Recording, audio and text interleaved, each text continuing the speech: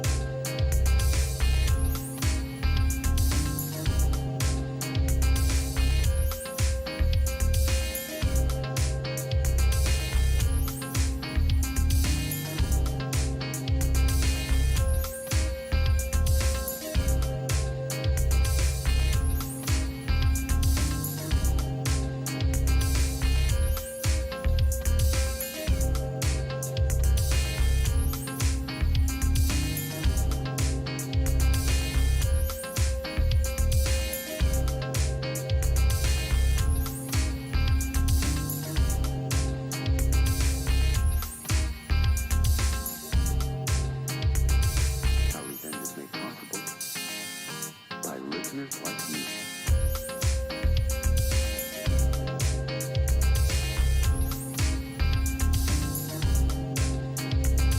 Listeners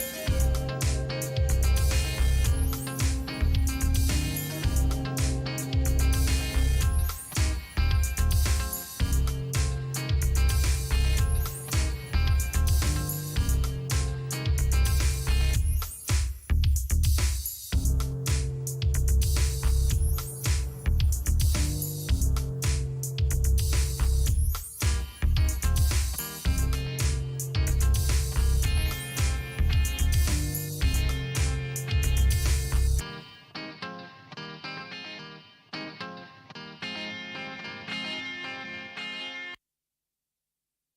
Our revenge is made possible by listeners like you.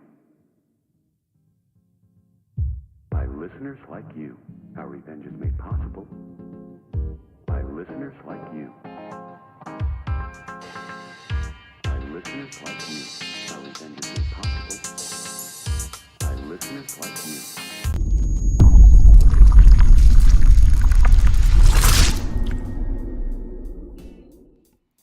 Oof, tough crowd.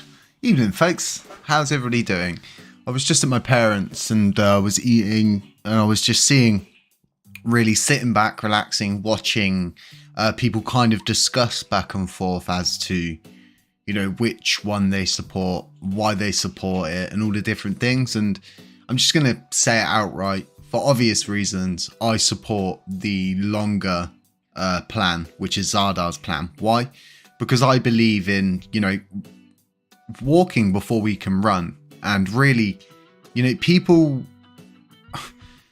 wait their whole lives to retire, right? You work for 60 years. So I just don't understand people like, I don't have time. But people have time to buy a house, sit on it for 10 years and, you know, prosper from the profits later.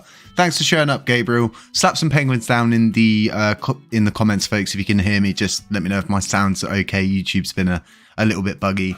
I'm just going to go ahead. I'm going to tap play on this, and we'll listen to it. Yeah, YouTube's super buggy today, so I'm not going to read it out. I'm just going to press play on it and let it play through for you guys. We're going to have a good listen, and then we're going to just sort of discuss it out, look at the pros, look at the cons, if there are any cons. And you know, there's a lot of pros to this. I've already been through it a few times myself, but I feel this live stream's needed right now, just to specifically target what's been said. So here we go from the top. Terra Classic USTC Repeg proposal. 1 equals greater than executive summary. In May 2022, the proof-of-stake blockchain network known today as Terra Classic witnessed a black swan event that caused the collapse of Terra and Luna through a vicious death spiral which resulted in the printing of trillions of governance tokens, a massive debt mountain in the form of uncollateralized stablecoins, and an exodus of significant intellectual property to competing blockchain networks. However, as fortune would have it, we were left with a key asset that, if nurtured carefully, could help bring about one of the most significant economic recovery in modern history. And should you not have guessed it by now, that asset is the people reading this document. Investors with so-called diamond hands, entrepreneurs betting on the future of our platform, and the very large/diverse user base which in its totality can be doubt the community.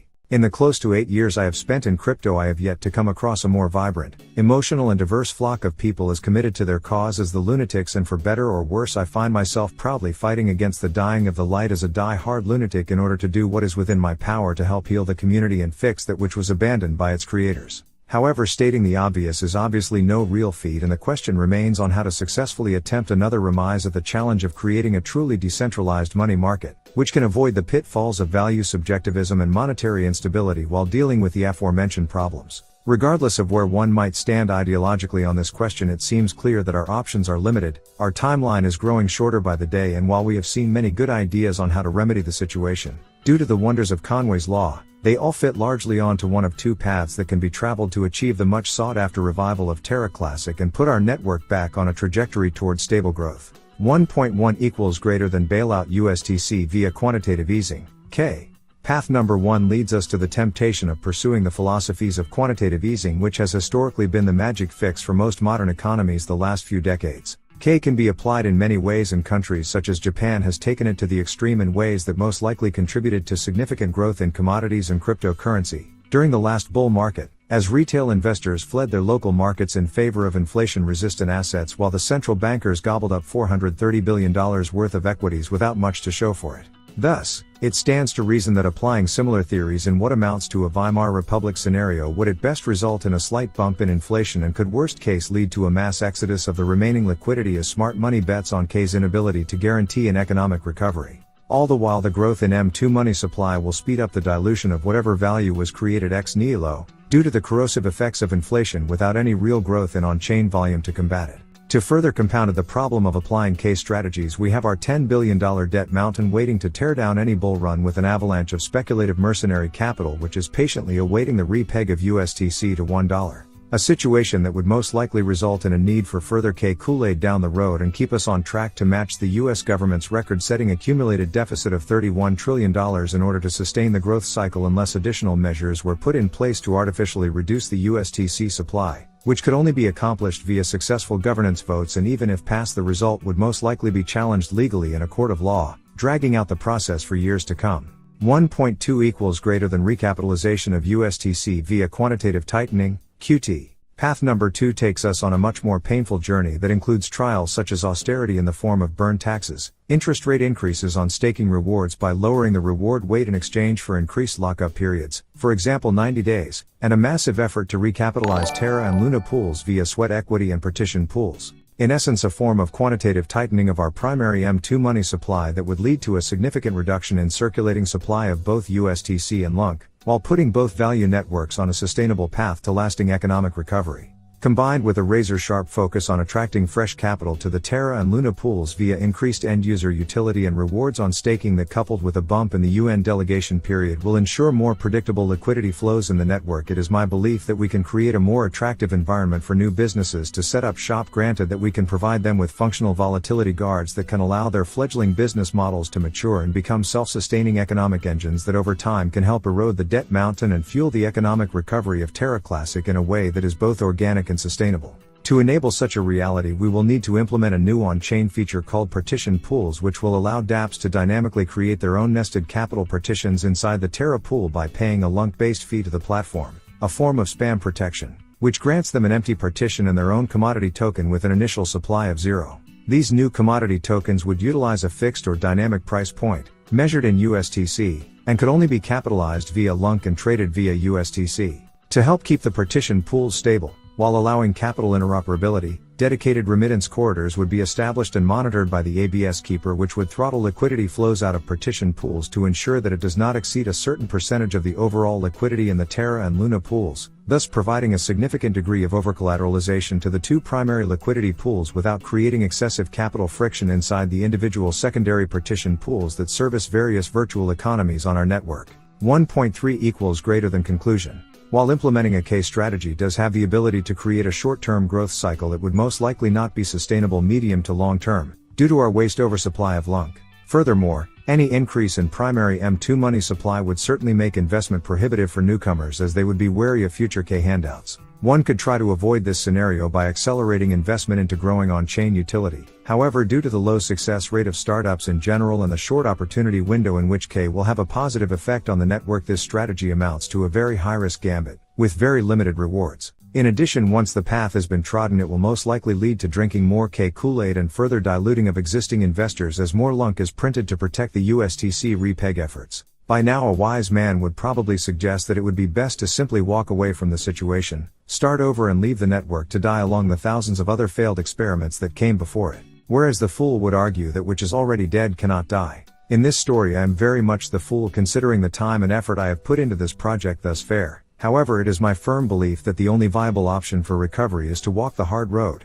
embrace our need for QT, and roll up our sleeves to begin a 3 to 5 year process of building our way out of Goblin Town with new on-chain features aimed at incentivize businesses to build on our network, CTR roadmap, and keep growing on-chain utility to the point where the current 10B USTC supply will no longer be sufficient to service the reserve currency needs of a value-driven blockchain network backed by millions of users. 2 equals greater than USTC repeg proposal. In order to attract the long-term capital investment needed to repeg USTC, we need to establish an anti-fragile market maker system that will incentivize new businesses to leverage the existing platform infrastructure in a way that is inducive of positive network growth while being prohibitive of economic instability, as it is the assumption that if we can continue growing our network effect while stabilizing the current price volatility via encouraging increased staking and on-chain utility, then eventually the market will reward us with increased valuation and enough liquidity to both repeg USTC and further expand our platform. To accomplish this feat, we will need to implement a host of new features that can enable us to establish additional capital controls, which will allow entrepreneurs to create new features on one of the few truly community-driven networks in the crypto space, without assuming any risk to their investors' capital, all whilst granting them interoperability with existing network assets such as wallets, end users, smart contracts, etc. In exchange, these businesses will pay a one-time fee to create their own partition pools that will be routed to the treasury, which in turn issues a new commodity token, Denim, that can be utilized by its pool of origin. Commodity tokens will be subject to a special utility tax that would be split between the platform to fund the tranche concept that Alex has envisioned and the seniorage recipients as payment for utilizing various network features. There would also be a swap tax, also known as Tobin tax, applied when commodity tokens exit the partition pools into USTC, which would be subject to capital controls in the form of the throttled rolling average as measured by the ABS keeper, tax policies governed by the Treasury, for example reward weight, and other volatility guards implemented on the platform. 2.1 equals greater than partial swaps concept. For the partition pools concept to function and for us to repeg USTC, it is imperative that partial swaps, and eventually full swaps, between LUNC and USTC are enabled with a 10B hard cap on the LUNC supply that ensures no one can swap into the Luna pool if the transaction would break the 10B hard cap set in Proposal 3568. Paired with increased on-chain utility and consistent network growth, this would allow value to start flowing through the capital pools in a way that would yield tax revenue, which could slowly help recapitalize the platform reserves while we prepare to expand our capability to provide virtual currency services to edge networks, IoT, and other second-layer use cases. 2.2 equals greater than partition pools concept. Partition pools contain a new Denim subtype that enable us to extend the behavior of the Terra pool, while maintaining backwards compatibility with the existing tokens, in such a way that will allow new commodity tokens to be created which can exist in tandem with the current protocol tokens, LUNC, USTC, etc. However, unlike the governance-sanctioned protocol tokens, these would be more akin to commodity money, used primarily in closed financial systems to facilitate various forms of commerce and attribute behavior more akin to that of sound money. As such, partition pools would always start with an initial supply of 0, and they would be shielded in such a way that they could only be capitalized via the native governance token, LUNC, representing a debt-to-equity swap of sorts between the governing community and the private business seeking to set up shop on our network. Once partition pools are capitalized beyond a certain point, which could be configurable via governance parameters, remittance corridors would open up to enable swapping from commodity tokens to USTC and from USTC to commodity tokens, thus allowing USTC to act as a reserve currency to facilitate value transfer between individual partition pools of significant size whilst offloading the taxes on their end users as cost of doing business, which would be a sustainable as long as we are dealing with micropayments and our overall transaction cost does not exceed that of competing networks. 2.3 equals greater than remittance corridor concept. Remittance corridors are simply just regulated swap channels that are subject to throttled rolling averages as measured by the ABS keeper. Their goal is to allow a regulated flow of capital between various commodity tokens created on the Terra Classic network.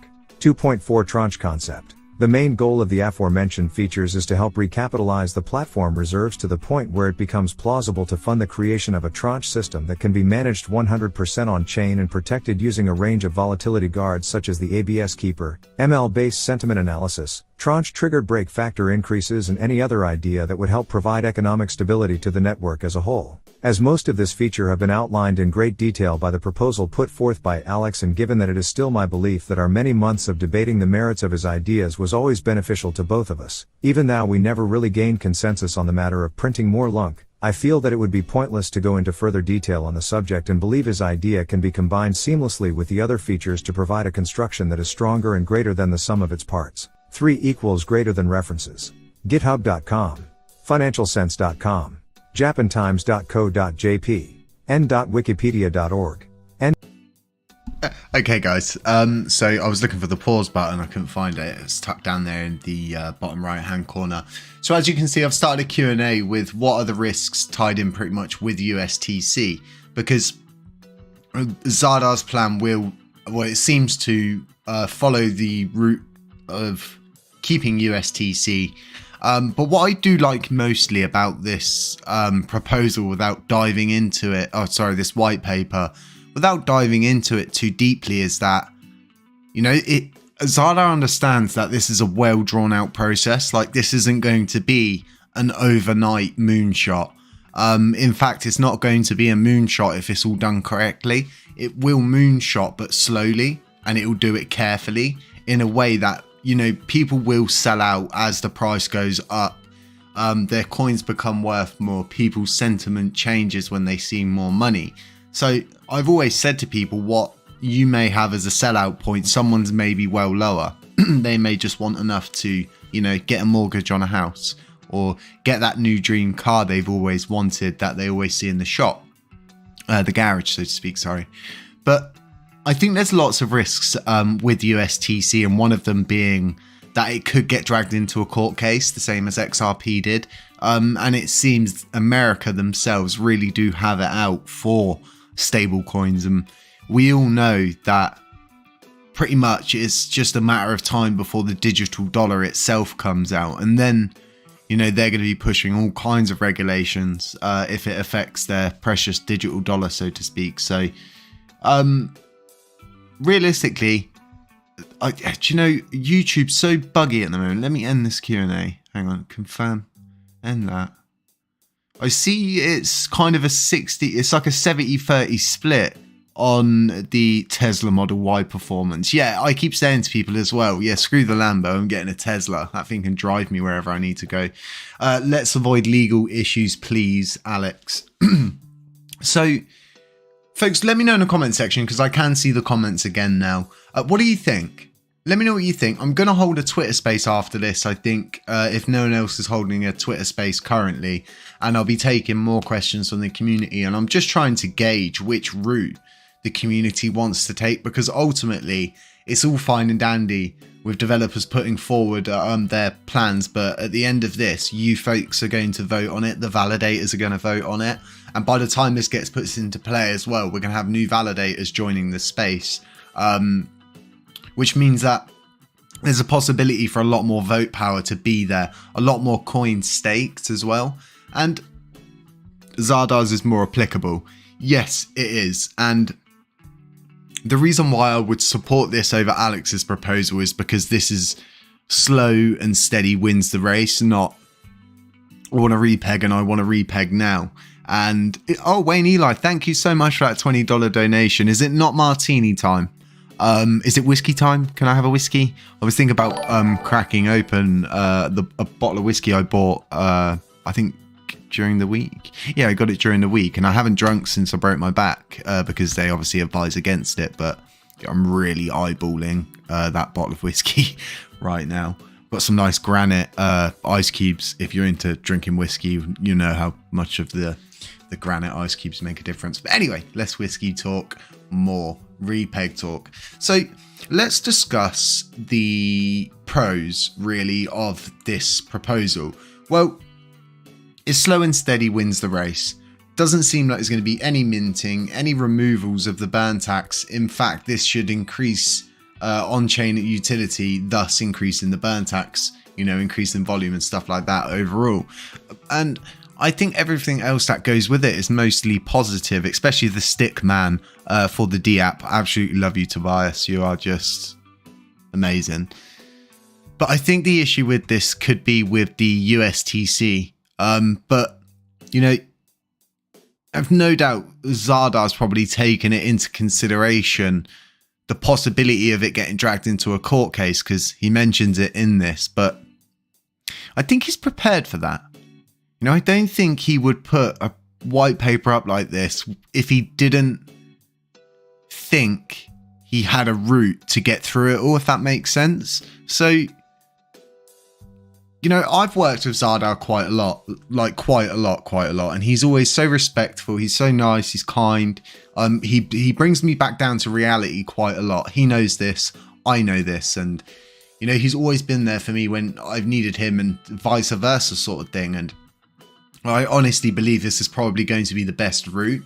But at the same time, I've always liked the idea of creating a new coin, completely getting rid of USTC in general. So it's kind of complicated, isn't it, when there's two plans and both plans have pros and cons. But like he says at the bottom, saying, especially with the picture at the end, if you don't fight with your best friend, that friendship is not real. And basically he states, the plan is more or less going to be a mix together of Alex's idea mixed in with, upgrades from Zardar's plan. And at the end of this, they're probably going to get to it, and the plan's going to be totally different from what we've discussed now. But at the same time, we've got to keep moving forward, and this is the best way to keep moving forward, in my opinion. So with Alex's, you've got these cons as to which, if that route A was followed, we would need to mint 500 billion coins, half a trillion. Or we could use the Oracle rewards pool, as to which we would drain that, and there's no guarantee we would be able to put that back in quick enough to keep validators on board, because validators already run for 4 months at a loss. Well, not all of them, but quite a lot of them run at a loss for that time. So very interesting. But this one's well drawn out, I think, and it's, a 3 to 4, maybe 5 year process. And there's people going around on Twitter with all the different kinds of moon talk. And what is crypto without moon talk? This is one thing I've learned being an influencer. Crypto needs moon talk. It needs it. It's part of the gear system. And it gets people hyped. People like to be hyped. People like to be happy. It sets the mood, and it kind of sets that LFG kind of attitude, where you're just raring to go all the time. So I totally get it. But at the same time, I really do think this is going to be, a 3, 4, 5 year process to get back to a fully working, functional system, so to speak. So very interesting to see these concepts, different ideas as to repegging USTC or creating a new coin to, well, I guess you would just need to peg it, because you wouldn't be repegging a new coin you created. Anyway, I think it's really good that we did this live stream, and I just want to talk for the remainder of the next 5 minutes, pretty much, because it was only a 30-minute live stream, folks, and I really appreciate you all showing up to kind of discuss this. But I think it's really important, guys, that you absorb all the information that you can, be it from Alex, be it from Zardar, be it from, King Charles here in England. If it's about crypto and it's about Luna Classic, you should likely absorb it, unless it's some doo-doo about Lithosphere burning 2.5 trillion coins, which is just absolute. I don't even need to, it's just crazy cuckoo stuff. But just had a really great meeting with Hippie. By the way, folks, just in case you didn't gauge from what I just said, pretty much I support Zardar's plan.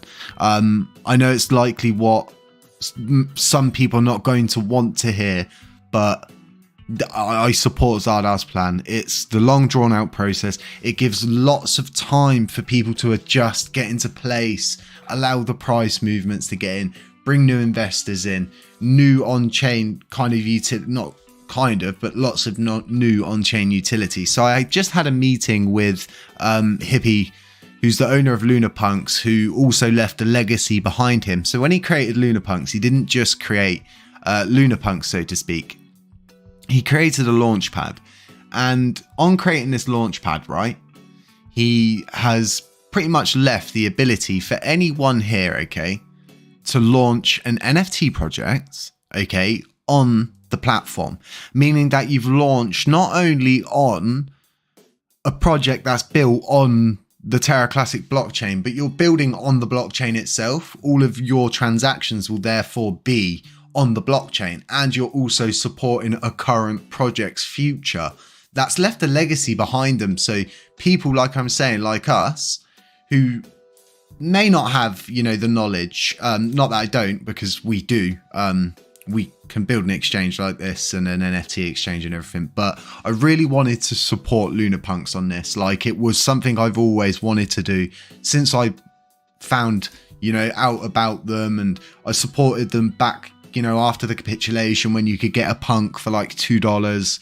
And anyone can build an NFT project right now, get vetted, KYC done, and then you can launch on here. And then you've built on the blockchain. Your transactions for your NFTs are all on the blockchain. And it's just like, this is what we need.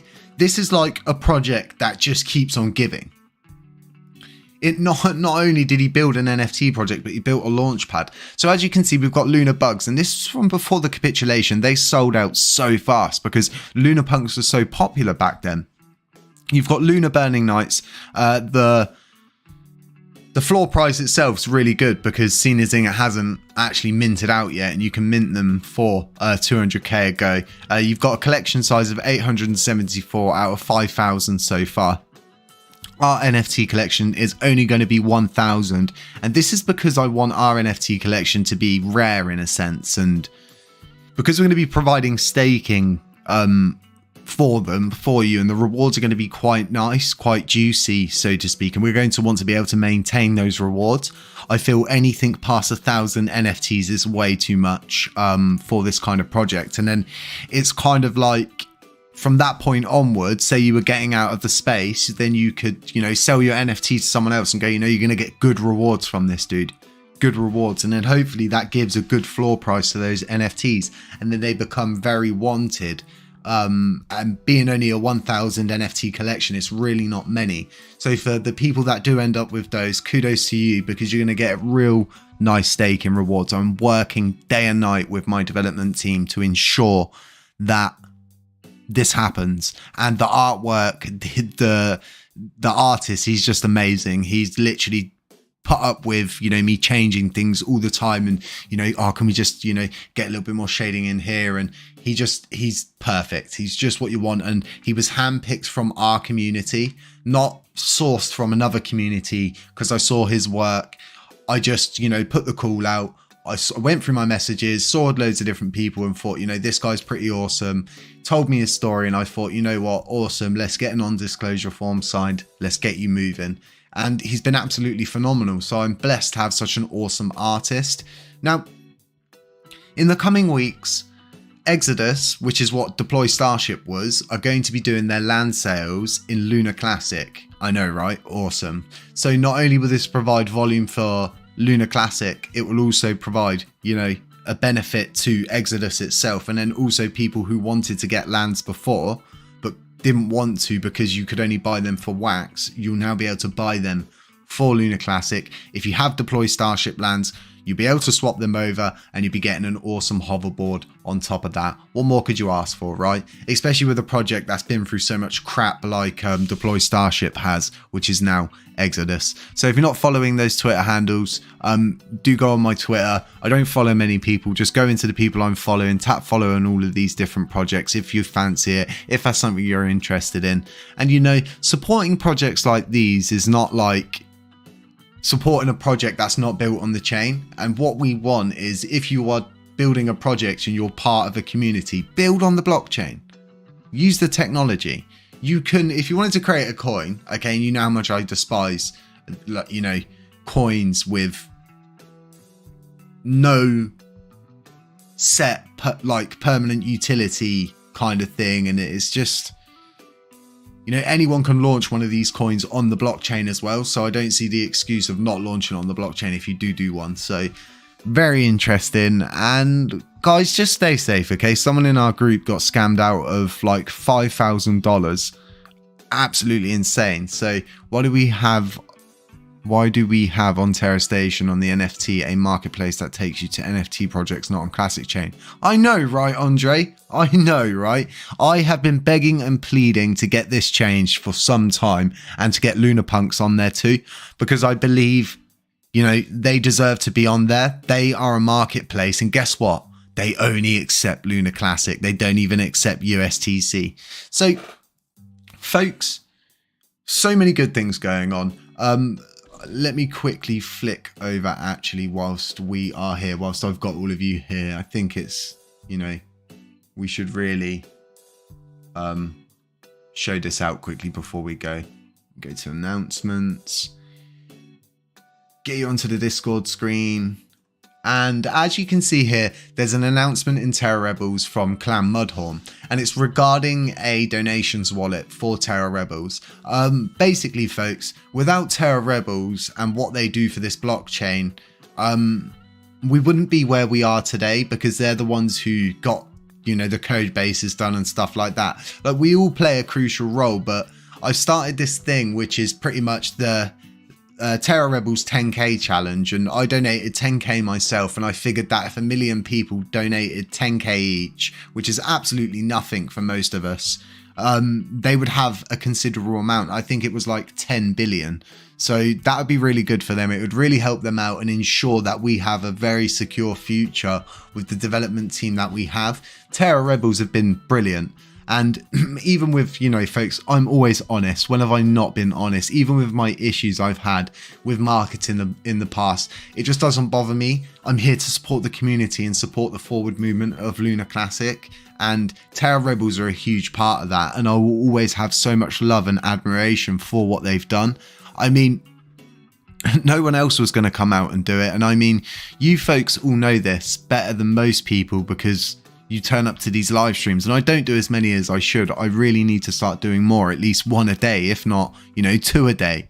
And really, you know, keeping you guys in the know, keeping you guys in a place where you should be, because this is going to be a long drawn out process. I assure you that, but we're going to be here the whole way. Like, I shut down 2 of my businesses. It was either, you know, I had to make a choice. It was either I follow Lunar Classic or I continue to run my 2 trading card companies. And I had to make a choice, and I shut down the companies, and here I am today, and I'll never look back. It doesn't matter what happens from this point onwards. Even if I get swallowed up by all the other influencers that are now covering it, the YouTube channel doesn't cover my bills, I'm still going to be here. Even if I have to, you know, live on Doritos, still going to be here. It's as simple as that, because I didn't start this for money. I didn't start this for fame, and I didn't start this for glory. I just started this to be part of Clickbait King. I started this to be part of a movement that so ever so badly needed help. I mean, no influencer would cover Lunar Classic, and that's the whole reason why I was created, and it's proof in itself. So, folks, stay safe out there. Honestly, you all mean so much to me, and I can't thank you all enough for what you do, because without you folks, without you liking, you know, these streams, liking the videos, watching the videos, and providing, you know, watch time for the channel, I would not be able to pay my bills. I would not be able to, you know, I wouldn't be where I am if it wasn't for you guys, so I can't thank you enough. And this NFT project that's coming soon, and we're working on something else that I assure you all is going to change the way you burn coins forever. I promise. I've never lied to you.